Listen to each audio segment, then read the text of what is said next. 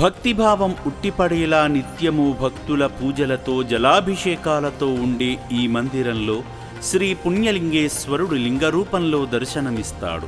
భక్తులు ఈ స్వామిని భక్తితో దర్శించుకున్న అనంతరం శివపుత్రులకు ఆశ్రయంగా నిలిచిన సేవాశ్రమానికి చేరుకుని వారికి తోచిన సాయం చేస్తూ పరిపూర్ణ భక్తిలో సంపూర్ణ సేవలో తరిస్తున్నారు.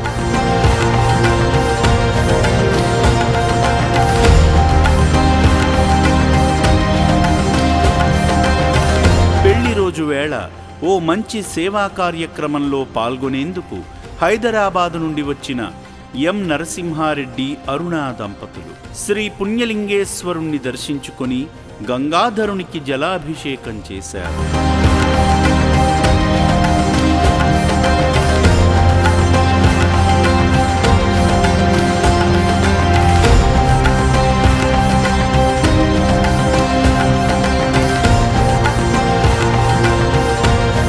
హోమంలో పాల్గొని మొక్కులు తీర్చుకున్నారు.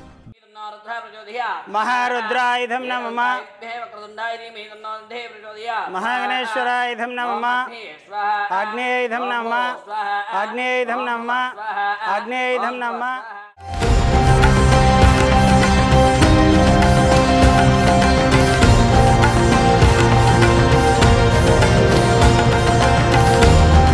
దంపతులు నూతన శివాలయ నిర్మాణ పనులలో పాల్గొన్నారు.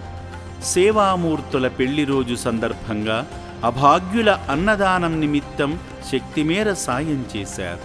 నా అంటూ ఎవరూ లేని అనాథులను ఆదుకున్న ఈ పుణ్యమూర్తులపై శివయ్య ఆశీస్సులు ఉండాలని రక్షణాలయం కోరుకుంటుంది.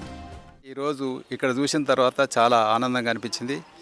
పైన ఉన్నటువంటి అనాథలను చూసి తర్వాత వాళ్ళు అరేంజ్ చేస్తున్నటువంటి హాస్పిటల్ మరియు వాళ్ళ సూపర్వైజన్ చూస్తే చాలా సంతృప్తి చెందాము. ఇలాంటి పుణ్యక్షేత్రాలకు తప్పక సహాయ సహకారాలు అందించాలనే కోరిక కలిగింది.